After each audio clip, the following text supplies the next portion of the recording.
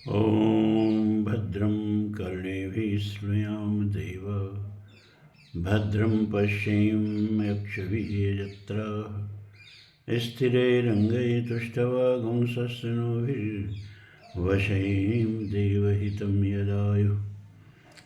ॐ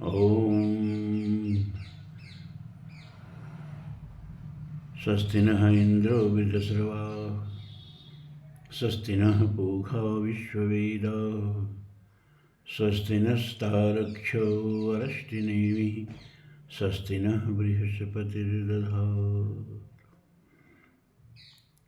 ॐ विश्वानि देव सवितुर्दुरितानि पराशुव यद्भद्रं तन्नयाशु। धर्म प्राण सत्संग प्रेमी सज्जनों, कल मांडूक्योपनिषद समाप्त हो गया। मंडूक्योपनिषद क्षमा करें, अब कल से मांडूक्योपनिषद शुरू होगा। और ये जो कथा का सत्र है, एक दिन ब्रह्म विद्या, एक दिन कथा। कथा भी जानना जरूरी है। कथा में ही हमारी संस्कृति सांस लेती है, संस्कृति जीवित रहती है। और जो अपने इतिहास से जुड़े रहते हैं ना, वो जिंदा कौम होती है। वो कौम कभी मरती नहीं, वो देश कभी मरते नहीं जो अपने इतिहास को ले करके जीता है। इसलिए अपना इतिहास जानना जरूरी है। तो आज हम ये जो आपको बताए ना कि महाराजा ययाति के पत्नी तो एक कही जाएंगी देवयानी। एक तो दासी बन के आई थी ना, दैत्य कन्या शर्मिष्ठा, तो उसको पत्नी का दर्जा तो नहीं दिया जाएगा, लेकिन उससे भी 3 बच्चे हुए। देवयानी से 2 बच्चे हुए, यदु और तुर्वश। और शर्मिष्ठा से चोरी छुपे अवैध ढंग से 3 बच्चे हुए, अनु, ध्रुव और पुरु। इन 5 बच्चों में जो 2 जो थे औरस थे, औरस का मतलब सही ढंग से विवाहिता पत्नी देवयानी से उत्पन्न हुए थे। ऋषि कन्या शुक्राचार्य जी की पुत्री ब्राह्मणी थी देवयानी।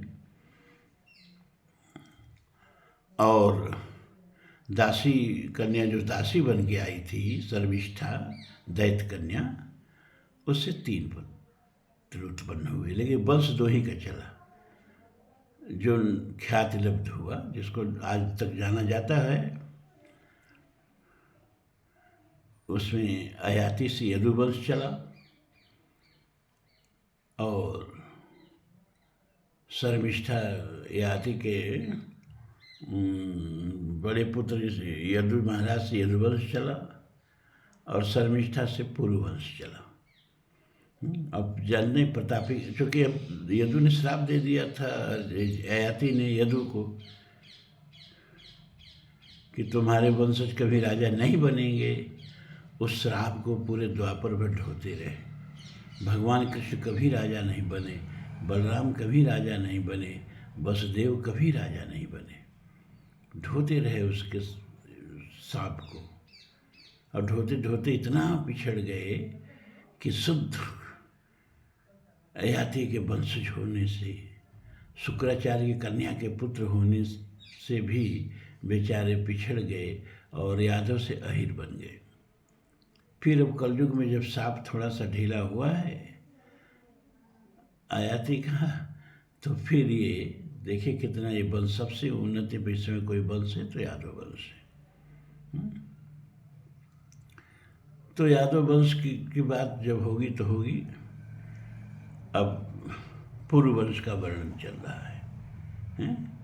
वैशंपायन जी जन्मेजय जी को उन्हीं के वंश के बारे में, उनके वंश का इतिहास बता रहे हैं कि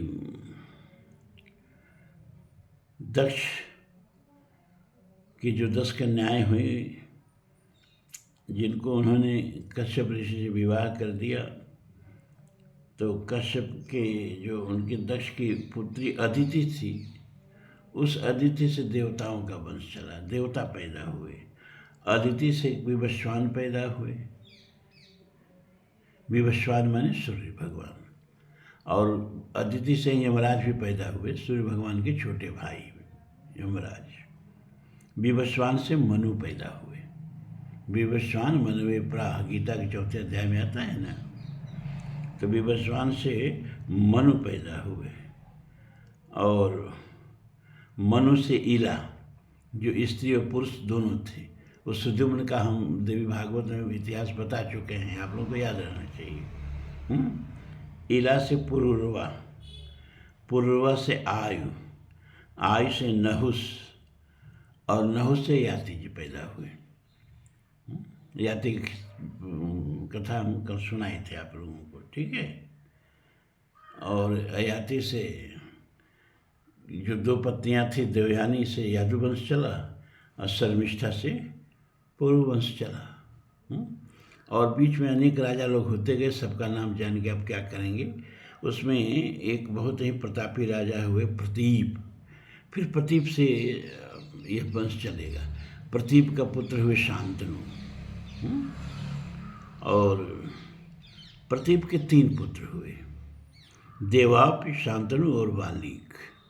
तो देवापी जो थे वो थोड़े आध्यात्मिक स्वभाव के ज़्यादा थे, तो बचपन में ही तपस्या करने चले गए, और जब लौटे तो कौरव पांडव दोनों के पुरोहित बन गए।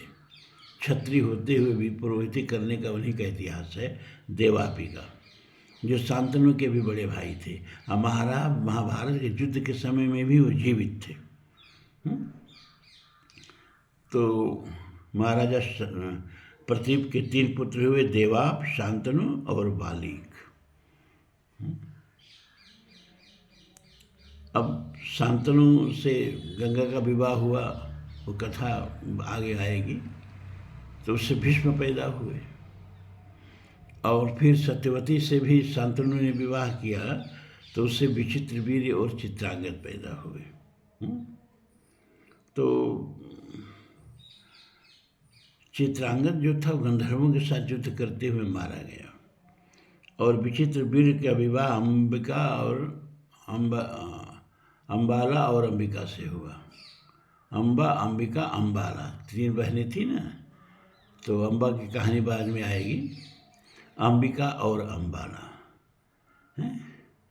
और ये विचित्रवीर्य जो हैं बिना पुत्र उत्पन्न किए ही मर गए, पहले ही मर गए। तो सत्यवती ने अपने प्रथम पुत्र व्यास जी को याद किया और कहा कि देखो भैया, तुम्हारा भाई बिना पुत्र उत्पन्न किए मर गया, वंश का संकट आ गया है, इसलिए तुम इनकी पत्नियों से पुत्र उत्पन्न करो। तो अंबिका से व्यास से धृतराष्ट्र पैदा हुए, और अंबालिका से पांडु पैदा हुए, और इन दोनों की दासियों से विदुर जी पैदा हुए। अब आप जानते ही हैं कि धृतराष्ट्र के व्यास के आशीर्वाद से 100 पुत्र हुए, और कुंती के युधिष्ठिर, भीम और अर्जुन हुए, जो पांडु की पत्नी थी। और पांडु की दूसरी पत्नी माद्री से नकुल और सहदेव उत्पन्न हुए। और इन लोगों का विवाह जो है द्रौपदी से हुआ, 5 का। तो 5 का द्रौपदी से जब विवाह हुआ तो उससे 5 पुत्र उत्पन्न हुए। युधिष्ठिर से प्रतिबिंध नाम के पुत्र उत्पन्न हुए, और भीम से सुतसोम नाम के पुत्र उत्पन्न हुए, अर्जुन से सुतकीर्त नाम के पुत्र उत्पन्न हुए, नकुल से शतानीक, और सहदेव से सुतकर्मा नाम के पुत्र उत्पन्न हुए। ये द्रौपदी के 5 पुत्रों के नाम जल्दी लोग बता नहीं पाते हैं, आप याद रखिए। प्रतिबिंध, सुतसोम, सुतकीर्त, शतानीक और सुतकर्मा। युधिष्ठिर से प्रतिबिंध, और भीम से सुतसोम, अर्जुन से सुतकीर्त, नकुल से शतानीक और सहदेव से सुतकर्मा। ये 5 पुत्र थे द्रौपदी के, जो सुस्थामा के हाथों मारे गए महाभारत के अंत में। युधिष्ठिर की एक और पत्नी थी, उनका नाम था देविका, और उनके गर्भ से अवधेय नाम का पुत्र उत्पन्न हुआ। अवधेय। भीमसेन की काशीराज कन्या से विवाह हुआ और उनका नाम था बालंधरा, और क्षमा करें, बलंधरा। उसे सर्वग नाम के पुत्र उत्पन्न हुए। अर्जुन ने भगवान श्री कृष्ण की बहन सुभद्रा से विवाह किया और उसे अभिमन्यु नाम का पुत्र उत्पन्न हुआ। नकुल की पत्नी करेणुमति से निर्मित्र और सहदेव की पत्नी विजया के गर्भ से सुहोत्र नाम का पुत्र उत्पन्न हुआ। भीमसेन का इससे पहले हिडिंबा नाम के एक दैत्य कन्या से विवाह हो गया था और उससे घटोत्कच नाम का पुत्र उत्पन्न हुआ। इस प्रकार पांडवों के 11 पुत्र हुए। पांडवों के कितने पुत्र हुए? 11 पुत्र हुए। परंतु वंश का विस्तार अब मनुष्य से ही हुआ। इनके अतिरिक्त अर्जुन के 2 पुत्र और थे भैया। कौन कौन थे वो? तो उलूपी से ईडावान और चित्रांगदा से बब्रुवाहन। इस तरह पांडवों के कुल 13 पुत्र हो गए। और इस तरह से पूर्ववंश का इतिहास चला। आप जानते हैं परीक्षित का जन्म मरा हुआ था, भगवान कृष्ण ने उन्हें जिंदा किया। और परीक्षित के पुत्र जन्मेजय हुए। जन्मेजय तक की कथा आती है। अब सुनिए, राजर्षि शांतनु का गंगा से विवाह और उनके पुत्र भीष्म का युवराज होना। तो इक्ष्वाकु वंश में महाभीष्म नाम के एक बहुत प्रतापी राजा हुए।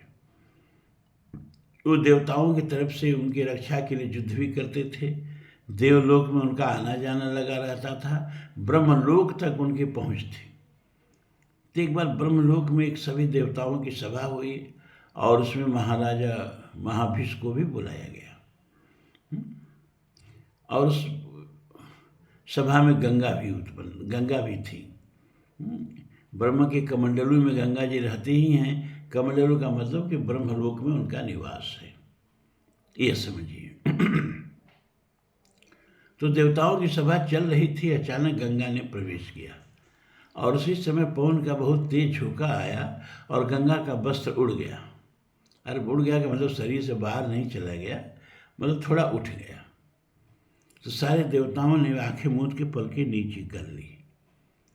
लेकिन महाभीष्म जो थे वो गंगा को घूरते रह गए और ब्रह्मा जी ने उनकी ये हरकत देख ली।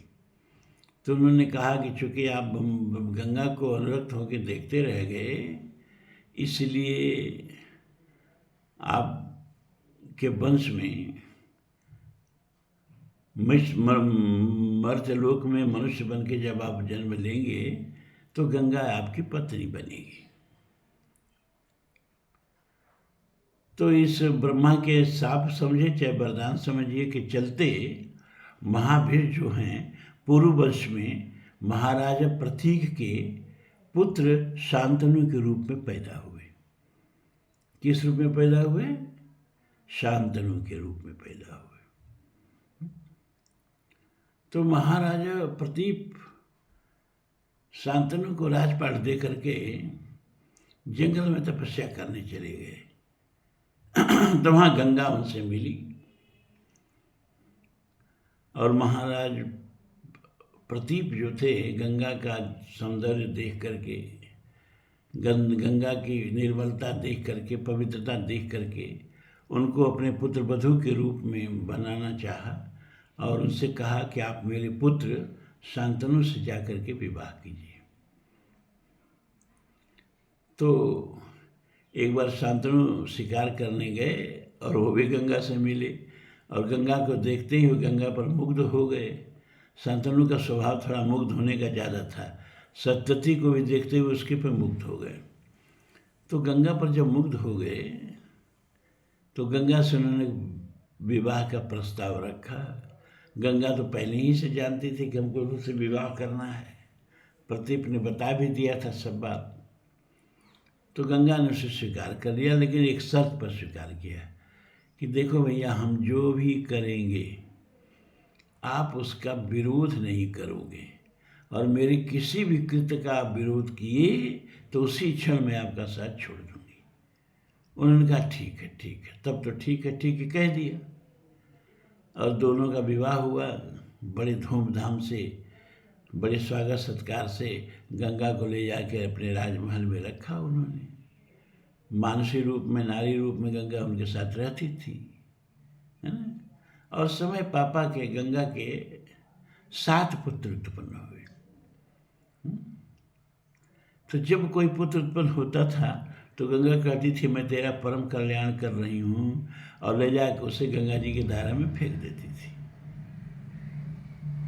शांतनु चुपचाप देखते थे। उन्होंने कहा कि भाई अगर हम प्रतिरोध करेंगे तो चली जाएगी। तो गंगा के व्यामोह में फंसे उसके इस कृत्य का विरोध नहीं करते थे। फिर दूसरा पुत्र उत्पन्न हुआ। उस दूसरे पुत्र को भी ले जा करके उसने, पुत्र तेरा परम कल्याण कर रही हूँ करके फेंक देते थे। इसी तरह तीसरे, चौथे, 5वें, 6वें, 7वें पुत्र को फेंका तो शांतनु चीख पड़े, करी बाप रे बाप, ये दारुणी स्त्री देखने में ही सुंदर है, विश्वास भरा कनक गढ़ जैसे। गंगा ने परिचय नहीं दिया था उनको। दिक्कत ये थी, अपना परिचय नहीं दिया था कि मैं गंगा हूँ। खाली रूप लावण्य पर मोहित होकर के विवाह कर लिए थे। तो जब 8वां पुत्र गंगा का हुआ और पुत्र में तेरा परम कल्याण कर रही हूँ लेके चली, तो शांतनु चीख पड़े कि अरे रुको, अरे तो कैसी स्त्री है रे, तू अपने जन्मते पुत्रों को गंगा में फेंक दे रही है, हैं? तो स्त्री है कि पिशाचिनी है? बिगड़े जब शांतनु। तो गंगा ने कहा बस बस, मेरा और आपका संबंध यही खत्म। मैं जैन ऋषि की पुत्री गंगा हूँ। सारे ऋषि महर्षि जिसमें नहा के अपने को पवित्र करते हैं, मैं वही गंगा हूँ। और ये जो 7 पुत्र हमने फेंके हैं ले जाके, ये 7 वसु हैं। ये ब्रह्मर्षि वशिष्ठ के शाप से मनुष्य लोक में अवतीर्ण हुए। लेकिन ये जब वशिष्ठ के शाप से अवतीर्ण हुए तो लगे वशिष्ठ का अनुनय विनय करने। तो वशिष्ठ ने कहा कि तुम लोगों का कल्याण गंगा करेंगे, जाके गंगा से मिलो। तो वो सब रोते धोते हमारे पास आए कि हम मनुष्य जीवन नहीं जीना चाहते हैं, आप हमारा कैसे कल्याण करेंगे। तो उन पुत्रों का कल्याण करने के लिए पहले उनको मनुष्य लोक में जन्म लेना जरूरी था, और वो वसुओं के पुत्र आप ही जैसे प्रतापी राजा हो सकते थे और मेरी जैसी माँ हो सकती थी। इसलिए मैंने आपसे स्वोद्देश्य विवाह किया। आप मेरे रूप लावड़े पर मोहित होकर विवाह किए, और मैं इन वसुओं को तारने के लिए आपसे विवाह किया।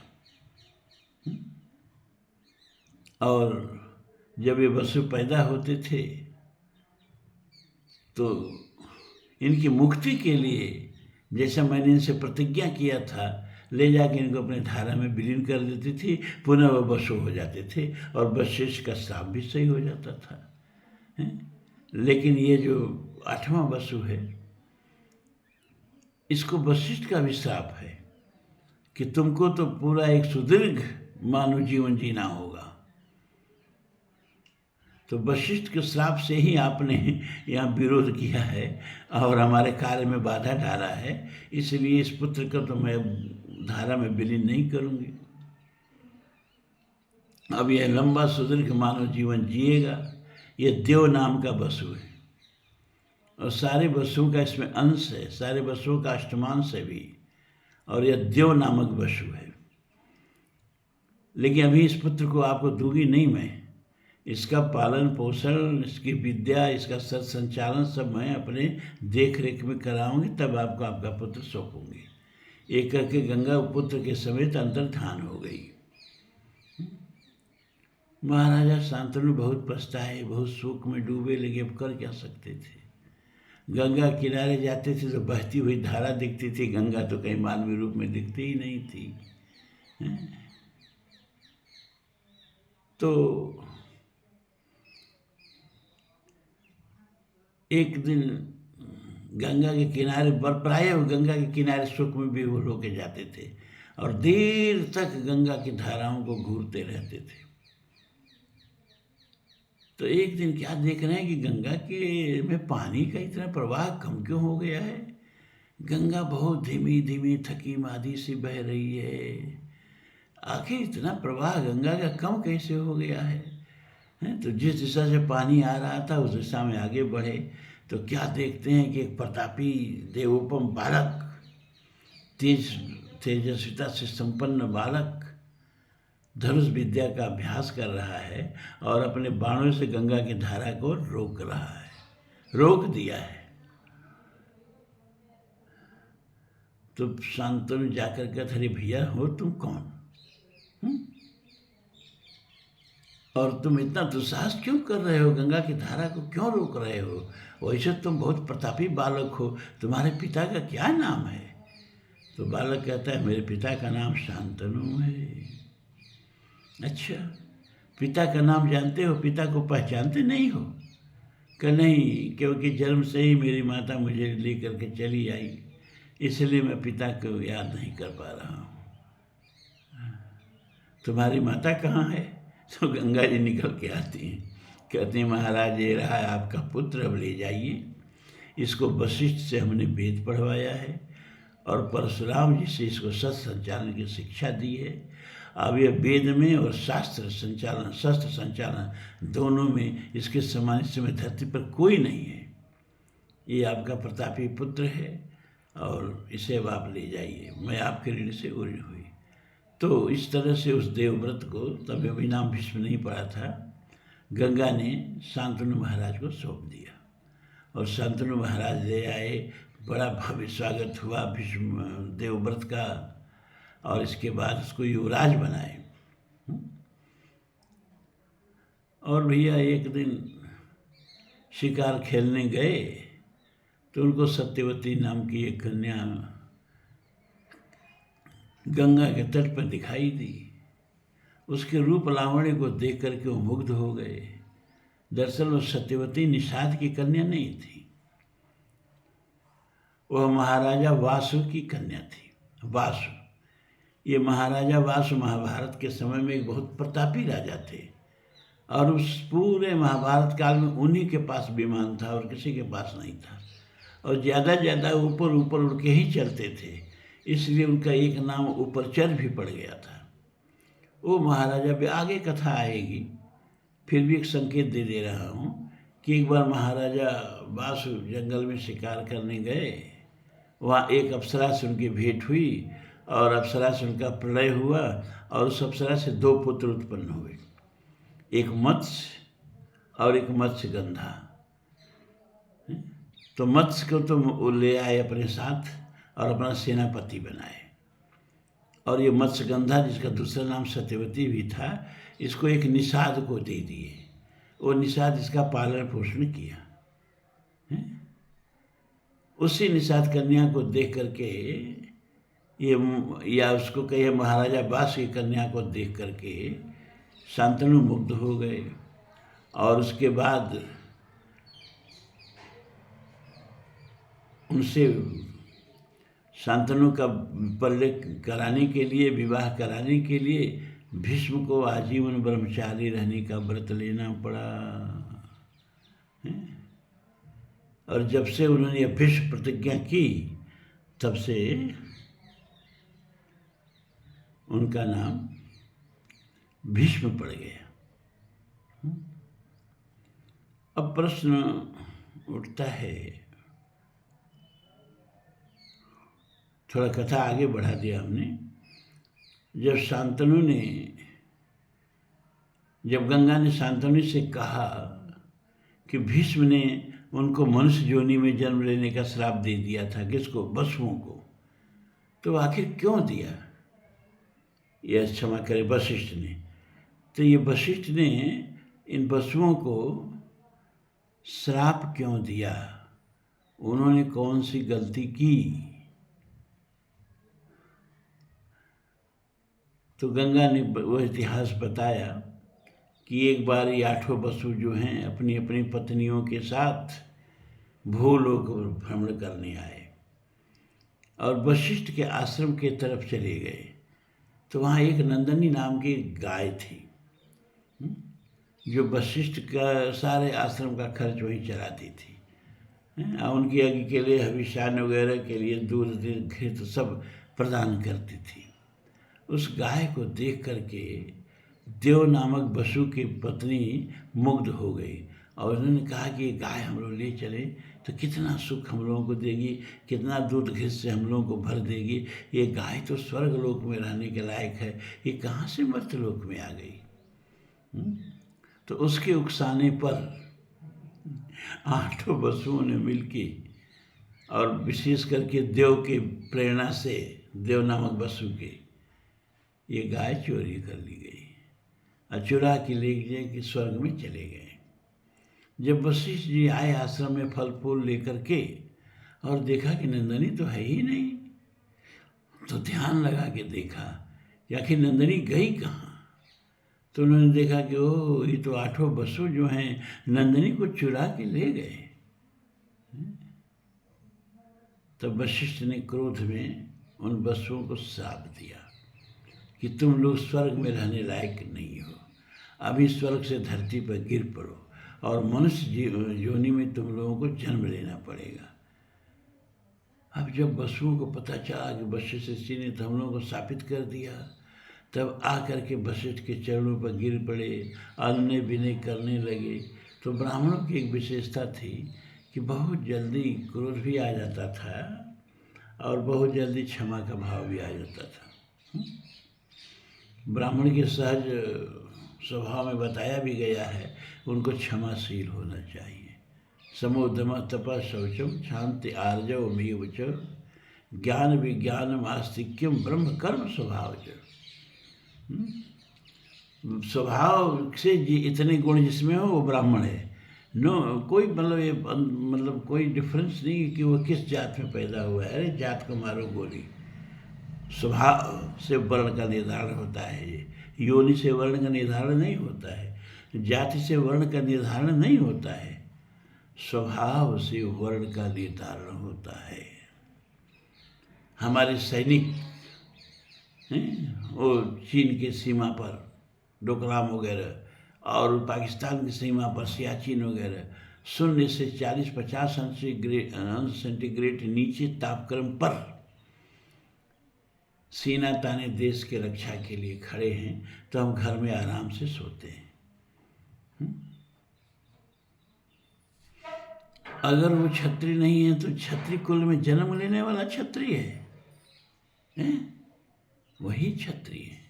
किसी भी जात के हों, जो सैनिक है वो आज के क्षत्रिय हैं, जो पुलिस है वो आज की क्षत्रिय है, जो व्यापारी है वो आज के वैश्य हैं और जो प्राध्यापक है वो आज के ब्राह्मण हैं और जो कर्मी हैं सेवा कार्य में लगे हुए हैं, शारीरिक श्रम में लगे हुए हैं।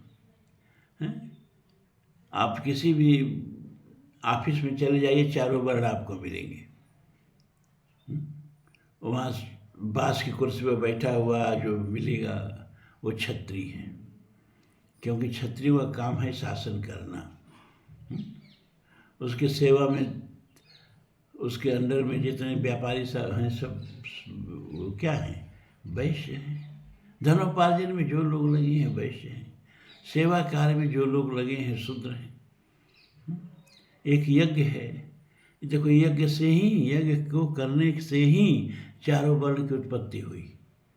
यज्ञ में बिना ब्राह्मण के यज्ञ होगा नहीं, और यज्ञ की रक्षा के लिए क्षत्रियों की आवश्यकता पड़ती थी, और यज्ञ में धन देने के लिए वैश्यों की आवश्यकता पड़ती थी, और यज्ञ में सेवा कार्य करने के लिए इतना बड़ा भंडारा चलता है ना यज्ञ में।